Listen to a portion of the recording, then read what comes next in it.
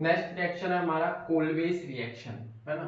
कोलवेस reaction, तो इसमें ये एक इंडस्ट्रियल मेथड है ना, यानी मेडिसिन इंडस्ट्री में इसका यूज किया जाता है कोलवेस मेथड का। इसमें हम लोग बनाते हैं सैलिसिलिक एसिड, जैसे उसमें हम लोग सैलिसल्डिहाइड बनाते थे, यहाँ बनाएंगे सैलिसिलिक एसिड, जिसका यूज हम लोग कॉस्मेटिक्स में भी सबसे ज्यादा किया जाता है सैलिसिलिक एसिड का। ठीक है, तो इंडस्ट्रियल मेथड हम लोग ये है, ये कोलवेस मेथड, यानी लार्ज अमाउंट में हम लोग बनाएंगे। ठीक है, तो जैसे देखिए हमारे पास है फिनॉल, फिनॉल का रिएक्शन करवाएंगे हम कार्बन डाइऑक्साइड गैस के साथ, 5 to 6 atm प्रेशर और करीब 553 केल्विन टेम्परेचर में। ठीक है, इससे हम लोग रिएक्ट कराएंगे एसिडिक वाटर के प्रेजेंस में, तो ये हमें बना के देगा सैलिसिलिक एसिड, यानी कि यहाँ पे OH रहेगा और यहाँ पे हमारा कार्बोक्सिलिक ग्रुप एसिडिक ग्रुप जुड़ा रहेगा, ये हमारा है सैलिसिलिक एसिड। ठीक है, तो इसका हम लोग मैकेनिज्म देख लेते हैं कैसे बनेगा। ठीक है, तो देखिए, तो इसका मैकेनिज्म आपको बता देता हूँ।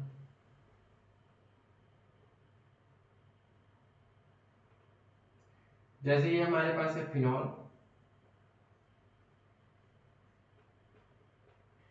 फिनॉल में ऑक्सीजन है, हाइड्रोजन है, ऑक्सीजन में नेगेटिव चार्ज आएगा, हाइड्रोजन में पॉजिटिव चार्ज यहाँ पे। ठीक है, कार्बन डाइऑक्साइड है, C double bond O double bond O। ठीक, तो पाई बॉन्ड क्या होगा, इलेक्ट्रॉन की तरफ शिफ्टेड होगा, इलेक्ट्रोनेगेटिव है तो माइनस चार्ज आएगा, यहाँ पे कार्बन में आएगा प्लस चार्ज। अब क्योंकि इलेक्ट्रोफाइल बन गया है, कार्बन में प्लस चार्ज आ गया है, तो कार्बन क्या करेगा, अटैक करेगा ऑर्थो या पैरा पोजीशन पे, है ना, तो क्या करेगा ऑर्थो पोजीशन पे जाके माइनस अटैक करेगा। ठीक है, तो जैसे ही अटैक करेगा यहाँ से एक H प्लस निकलेगा और इसकी जगह C प्लस आ जाएगा, इसको बोलते हैं न्यूक्लियोफिलिक सब्स्टिट्यूशन, यहाँ पे C प्लस आ जाएगा। ठीक है,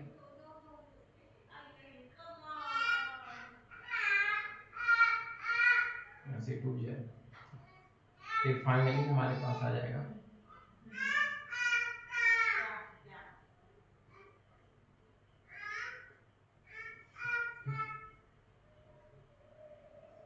यहाँ पे आप जोड़ दीजिए O माइनस, अगर वहां से तो C यहाँ पे आ जाएगा O माइनस और यहाँ पे डबल बॉन्ड O। ठीक है, अब एक H प्लस यहाँ से निकला है, एक H प्लस यहाँ से निकला है, इसका रिएक्शन हम कराएंगे किसके साथ, एसिडिक वाटर के साथ, H3O प्लस के साथ। ठीक है, ये क्या देता है, H प्लस देता है, H प्लस देता है, OH माइनस देता है। ठीक है, तो क्या होगा, H प्लस, आप याद एसिडिक वाटर में आप याद रखिएगा कि यहाँ पे H प्लस ज्यादा क्वांटिटी में होगा, है ना, तो H प्लस जाके अटैच होगा, एक बार यहाँ अटैच कर दीजिएगा, एक बार यहाँ अटैच कर दीजिएगा, फाइनली हमारा जो प्रोडक्ट है वो मिल जाएगा OH, और एक बार H यहाँ पे आ जाएगा, ये हो जाएगा C double bond O OH, ये बन जाएगा हमारा सैलिसिलिक एसिड। ठीक है, तो ये है इसका मैकेनिज्म कोलवेस रिएक्शन का। ठीक है, इसको लिख लीजिए। इसके अलावा एक और रिएक्शन है फिनॉल का जिंक डस्ट के साथ, है ना, ये कोलवेस रिएक्शन, इसको लिख लीजिए। फिर नेक्स्ट है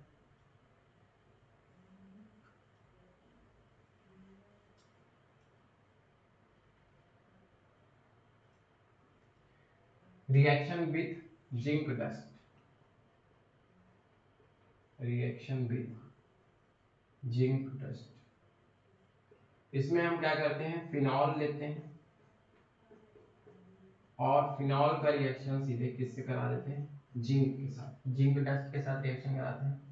तो इसमें हमें मिलता है एक तो बेंजीन और साथ में हमें मिल जाएगा जिंक ऑक्साइड। ठीक है, तो डायरेक्ट रिएक्शन है कि अगर हम लोग फिनॉल का रिएक्शन जिंक डस्ट के साथ करवाते हैं तो हमें बेंजीन और जिंक ऑक्साइड बनता है। ठीक है, तो एक ये रिएक्शन है।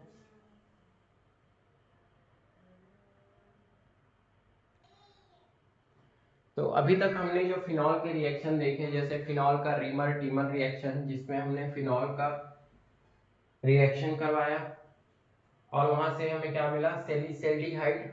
उसके बाद हमने देखा कोल्मिस रिएक्शन, है ना, CO2 के साथ रिएक्शन करवाया हमने फिनॉल का और हमें सैलिसिलिक एसिड मिला। जिंक डस्ट के साथ रिएक्शन कराया तो हमें बेंजीन मिला।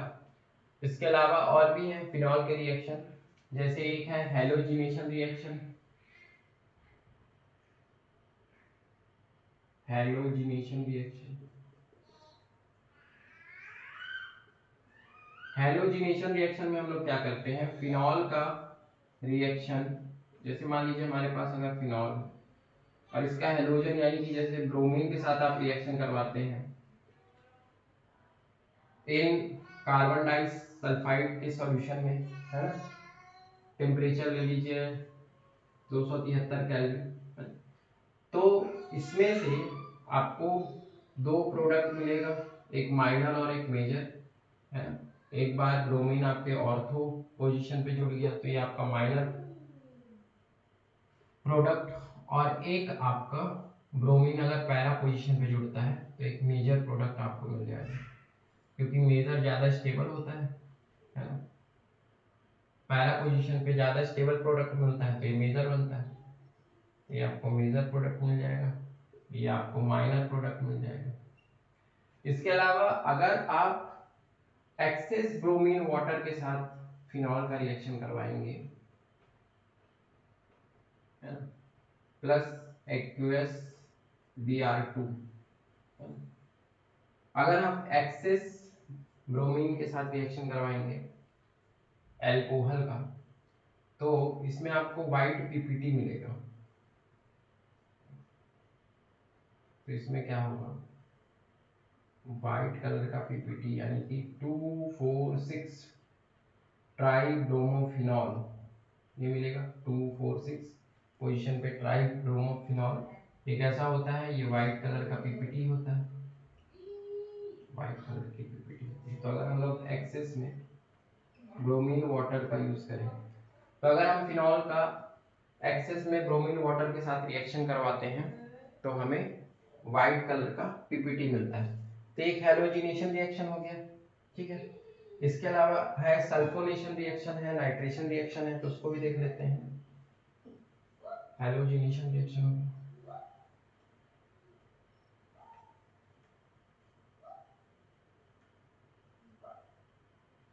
एक है आपका सल्फोनेशन रिएक्शन और नाइट्रेशन रिएक्शन है ना। देखिए सल्फोनेशन रिएक्शन में हम क्या करते हैं, सल्फोनेशन फिनॉल का रिएक्शन अगर हम सल्फ्यूरिक एसिड के साथ करें प्लस H2SO4, सल्फ्यूरिक एसिड कौन सा आयन देती है, SO3H प्लस, है ना। तो ये क्या होगा, या आर्थो और पैरा पोजीशन में जाके अटैच हो जाएगा, ठीक है। तो यहां से हमें मिल जाएगा सल्फोनिक रिएक्शन, फिनॉल के या तो ऑर्थो में SO3H और या तो पैरा में जुड़ जाएगी, तो जिसमें पैरा वाला आपका मेजर प्रोडक्ट बन जाएगा, ऑर्थो वाला आपका माइनर प्रोडक्ट बन जाएगा। ठीक, ये हो गया सल्फोनेशन रिएक्शन। एक है आपका नाइट्रेशन रिएक्शन, तो नाइट्रेशन में हम लोग फिनॉल का रिएक्शन नाइट्रिक एसिड के साथ करवाएंगे। जैसे आपका ये फिनॉल है ना, इसका रिएक्शन करवा दीजिए HNO3 नाइट्रिक एसिड के साथ 273 से 278 केल्विन के लगभग टेम्परेचर लेके, है ना, रिएक्शन करवा देते हैं। तो इसमें से हमें, अब देखिए नाइट्रिक एसिड कौन सा इलेक्ट्रोफाइल देता है, NO2 प्लस देता है। अब ये नाइट्रो ग्रुप या तो ऑर्थो में या तो पैरा में जुड़ जाएगा, ऑर्थो और पैरा में जुड़ेगा, पैरा वाला मेजर प्रोडक्ट बनाएगा, ऑर्थो वाला माइनर प्रोडक्ट बनाएगा। तो ये हो जाएगा आपका नाइट्रेशन रिएक्शन, ये हो गया नाइट्रेशन रिएक्शन। तो ये है एक हैलोजिनेशन, सल्फोनेशन और नाइट्रेशन रिएक्शन फिनॉल के, है ना। अब इस नाइट्रेशन रिएक्शन में एक पॉइंट आपको याद रखना है कि जैसे हमने नाइट्रेशन रिएक्शन करवाया फिनॉल का नाइट्रिक एसिड के साथ, तो आपको ऑर्थो नाइट्रोफिनॉल और पैरा नाइट्रोफिनॉल मिला। अब इन दोनों को, अब ये दोनों आइसोमर हैं, अब इनको अगर हमको सेपरेट करना है तो हम लोग सिंपली इनको डिस्टिलेशन से सेपरेट कर सकते हैं। क्यों कर सकते हैं? क्योंकि ये जो पैरा वाला होता है ये लेस वोलाटाइल होता है कंपेयर टू वोलाटाइल होता है, और जो ऑर्थो वाला होता है ये मोर वोलाटाइल होता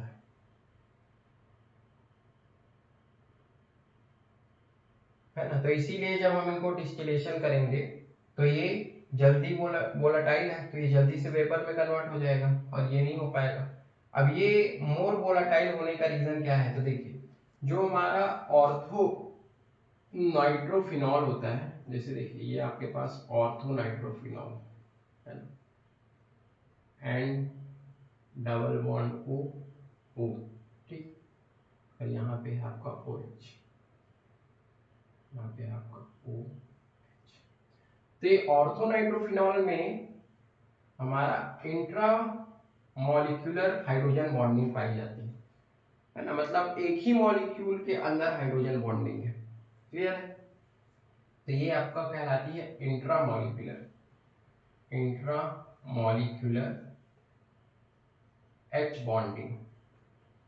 तो क्योंकि इसमें इंट्रा मॉलिक्यूलर एच बॉन्डिंग है ना, दूसरे मॉलिक्यूल के साथ तो बॉन्डिंग है नहीं, तो ये इजीली क्या हो जाएगा? वोलाटाइल हो जाएगा। ठीक है, लेकिन पैरा के केस में क्या होता है? अब पैरा के केस में जो नाइट्रो ग्रुप है वो तो 180 डिग्री नीचे,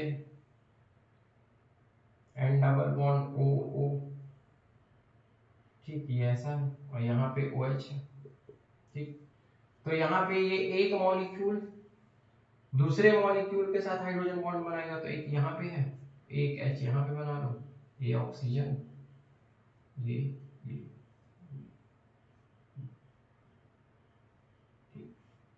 तो यहाँ के फिनॉल के हाइड्रोजन के साथ ये अपना बॉन्ड बना लेगा, समझ रहे हो? तो दूसरे मॉलिक्यूल के साथ क्या बना लिया? बॉन्ड बना लिया। तो इस तरीके से इसमें इंटरमॉलिक्यूलर होता है। क्या होता है? Intermolecular, intermolecular. तो क्योंकि पैरा नाइट्रोफिनॉल में इंटरमॉलिक्यूलर हाइड्रोजन बॉन्डिंग होती है, इसीलिए ये लेस वोलेटाइल होता है, क्योंकि इसके मॉलिक्यूल आपस में चिपके हुए रहते हैं, तो ये वोलेटाइल नहीं होंगे, है ना, कम वोलेटाइल होंगे। ज्यादा वोलेटाइल होगा तो इनको हम लोग डिस्टिलेशन करके नॉर्मली सेपरेट कर सकते हैं। ये पहले ही अलग हो जाएगा, बाद में जो बच जाएगा वो हमारा क्या हो जाएगा? Para nitrophenol. ठीक है, तो इस तरह से हम लोग ऑर्थो और पैरा नाइट्रोफिनॉल को सेपरेट कर सकते हैं। इसके अलावा एक और रिएक्शन दिया है फिनॉल का, क्या है? ऑक्सीडेशन। ठीक है, फिनॉल का दिया है ऑक्सीडेशन। जैसे आपके पास है फिनॉल, ये आपका है ऑक्सीडेशन। इसमें हम क्या करते हैं? फिनॉल को स्ट्रॉन्ग एसिड से अगर ऑक्सीडाइज कर दें, जैसे मान लीजिए हमने ले लिया K2Cr2O7, ठीक है। अब K2Cr2O7 कैसा है? कि स्ट्रॉन्ग ऑक्सीडाइजिंग एजेंट है, तो इसको क्या करेगा? ऑक्सीडाइज कर देगा, है ना। तो इसको अगर हम लोग ऑक्सीडाइज कर दें तो फिनॉल किस में बदल जाता है? फिनॉल बदल जाता है, इसको बोलते हैं क्वीनोन। फिनॉल किस में कन्वर्ट हो जाता है? क्वीनोन में, क्वीनोन। तो इसको याद रखिए, ये एक इंपॉर्टेंट कंपाउंड है क्वीनोन। ठीक, तो अगर हम लोग फिनॉल को स्ट्रॉन्ग ऑक्सीडाइजिंग एजेंट से ऑक्सीडाइज करते हैं तो ये क्वीनोन बनाता है। ओके, सो हमारा नेक्स्ट टॉपिक है सम कॉमर्शियली इंपॉर्टेंट एल्कोहल्स। सम कॉमर्शियली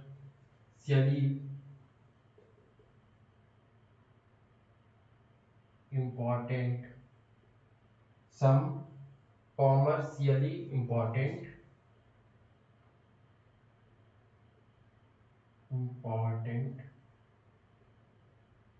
एल्कोहल्स, एल्कोहल्स। सम कॉमर्शियली इंपॉर्टेंट एल्कोहल्स। तो देखिए नॉर्मली हम लोग मेथेनॉल और एथेनॉल का कॉमर्शियली बहुत इंपॉर्टेंस है ना, तो उन्हीं के बारे में पढ़ेंगे। जैसे पहले हम लोग देखते हैं मेथेनॉल। मेथेनॉल मेथेनॉल को हम लोग वुड स्पिरिट भी बोलते हैं, है ना, वुड स्पिरिट। वुड स्पिरिट का मतलब क्या होता है? देखिए वुड का मतलब होता है लकड़ी और स्पिरिट का मतलब होता है अल्कोहल। यानी कि जो चीज वुड से बनाई जाए या वुड से बनाई जाती थी, पहले के टाइम पे वुड से ही बनाया जाता था। कैसे बनाते थे उन लोग क्या करते थे, लकड़ी का डिस्ट्रक्टिव डिस्टाइलेशन करते थे। डिस्ट्रक्टिव डिस्टाइलेशन का मतलब है डिस्टिलेशन, कि इन लोग ऑक्सीजन के अब्सेंस में वुड को बहुत ज्यादा हीट करते थे, तो उसमें से जो लिक्विड निकलता था वो क्या होता था, मेथेनॉल बनता था, है ना। वही लिक्विड से हम लोग मेथेनॉल बनाते थे, है ना। तो ये लोग क्या करते थे पहले के टाइम में, वुड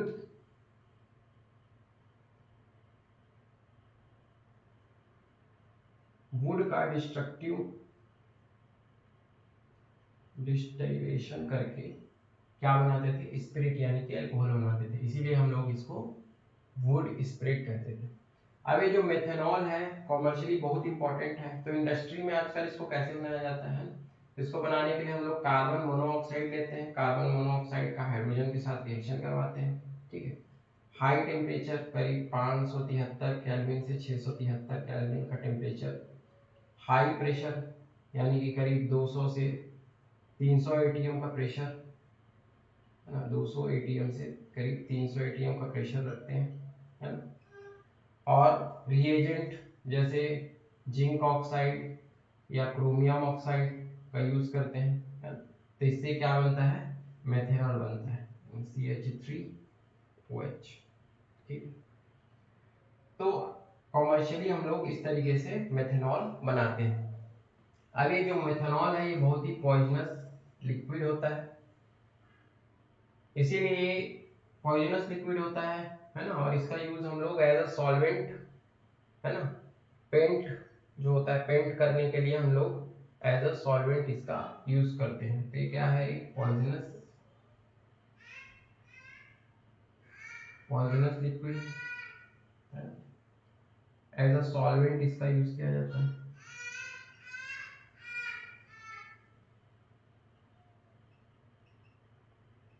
पेंट के लिए सॉल्वेंट का काम करता है। तो ये हमारा मेथेनॉल, ठीक है, जिसे हम और क्या कहते हैं, वुड स्पिरिट भी कहते हैं। दूसरा हमारा अल्कोहल है इथेनॉल, ठीक है। पहला था हमारा मिथेनॉल और ये हमारा इथेनॉल। इथेनॉल का जो बॉइलिंग पॉइंट होता है ये लगभग 351 केल्विन होता है ना, जबकि मिथेनॉल का लगभग 337 केल्विन होता है, ठीक है, बॉइलिंग पॉइंट। अब देखिए जो इथेनॉल को हम लोग फर्मेंटेशन से बनाते हैं, पहले भी फर्मेंटेशन से ही बनाते थे। तो इथेनॉल में नॉर्मली जो भी शुगर होता है, अब शुगर जो हमें अलग अलग सोर्सेस से मिलता है, sugar from molasses, sugar in molasses, है ना, शुगर इन शुगर केन से जो हमें शुगर मिलता है, मोलासिस में जो शुगर होता है, शुगर जो फ्रूट्स में होता है, ग्रेप्स में होता है ना, कहाँ कहाँ से शुगर मिलता है। तो जो शुगर होता है, शुगर इन मोलासिस, मोलासिस में जो शुगर होता है ना, शुगर केन में जो होता है, शुगर केन में शुगर केन में होता है, जो फ्रूट्स में शुगर हमें मिलता है, फ्रूट्स में, है ना, ग्रेप्स में शुगर मिलता है। तो इस शुगर को हम लोग क्या करते हैं, सबसे पहले इसको इन्वर्टेज एंजाइम से इसको हम लोग ग्लूकोज और फ्रक्टोज में ब्रेक करते हैं, तोड़ते हैं। तो जैसे मान लीजिए हमारे पास शुगर है C12H22O11, तो इसको हम लोग इन्वर्टेज एंजाइम से ब्रेक करेंगे ग्लूकोज और फ्रक्टोज में। दोनों का फॉर्मूला सेम होता है C6H12O6, ग्लूकोज का भी सेम होता है C6H12O6, फ्रक्टोज का भी सेम होता है। अब इस ग्लूकोज और फ्रक्टोज को हम लोग क्या करते हैं, इनका हम कराते हैं फर्मेंटेशन। किससे? जाइमेज एंजाइम से, है ना। तो ये जो ग्लूकोज और फ्रक्टोज है, ये आपका एक इसमें ग्लूकोज है और एक फ्रक्टोज है। तो इसको हम लोग जाइमेज एंजाइम से इनका फर्मेंटेशन कराते हैं। C6H12O6 plus C6H12O6। अब इसका हम क्या कराएंगे, जाइमेज एंजाइम से फर्मेंटेशन कराएंगे। तो ये क्या करता है, ग्लूकोज और फ्रक्टोज को फर्मेंटेशन करके इसको किस में बदल देता है, इथेनॉल में।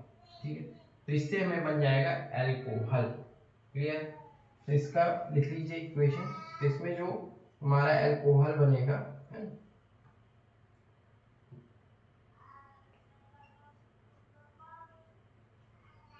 2 2 4 6 है तो 12 बन जाएगा। जितने भी लेंगे हम लोग उस हिसाब से, जैसे 12 है तो हम लोग यहाँ पे 6 ले लेंगे। C2H5OH, ये बन गया हमारा इथेनॉल।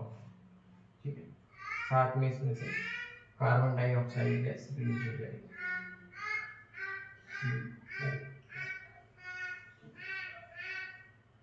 6 लेते हैं तो 2 लेंगे तो 4, 12 ऑक्सीजन, इसको बैलेंस करेंगे। 6 ऑक्सीजन, 6 ऑक्सीजन और यहाँ पे ले लेते हैं 3, 3 2 6। ठीक है, 6 6। तो इस तरह से आप लोग इसको बना सकते हैं। अब ये जो ग्लूकोज है ना, अगर इस ग्लूकोज का यानी इस फर्मेंटेशन प्रोसेस में अगर एयर का रिएक्शन हो जाए तो ये अल्कोहल बनने के बजाय क्या बन जाएगा, एसिड बन जाएगा। इसलिए एथेनॉल बना है तो एथेनॉल की जगह एथेनोइक एसिड बन जाएगा। क्लियर है? तो अगर यहाँ पे जाइमेज, ये जो फर्मेंटेशन प्रोसेस हो रहा है ग्लूकोज फ्रक्टोज का, और यहाँ पे अगर एयर आ जाए, एयर में क्या होगा, ऑक्सीजन होगा। ऑक्सीजन होगा तो इसका क्या हो जाएगा, ऑक्सीडेशन हो जाएगा। ऑक्सीडेशन होगा तो ये जो हमारा एथेनॉल है किसमें बदल जाएगा, एथेनोइक एसिड में। समझ लो, तो इसका ऑक्सीडेशन हो जाएगा तो ये किसमें बदल जाएगा, एथेनोइक एसिड में। क्लियर? अब यही एथेनॉल से हम लोग वाइन भी बनाते हैं, है ना, मतलब अल्कोहल ही है। वाइन के लिए हम लोग क्या यूज करते हैं, वाइन में जो शुगर यूज करते हैं वो ग्रेप्स से जो हमको शुगर मिलती है ना, उस शुगर का यूज करते हैं हम लोग वाइन बनाने के लिए। फिर उस शुगर का हम लोग इन्वर्टेज से क्या कराते हैं, ग्लूकोज फ्रक्टोज, और फिर उसका फर्मेंटेशन कराते हैं, है ना। और उसमें हम लोग ईस्ट यूज करते हैं, है ना।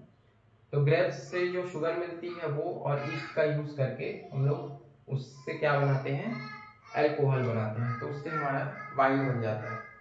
तो ये हमारा एथेनॉल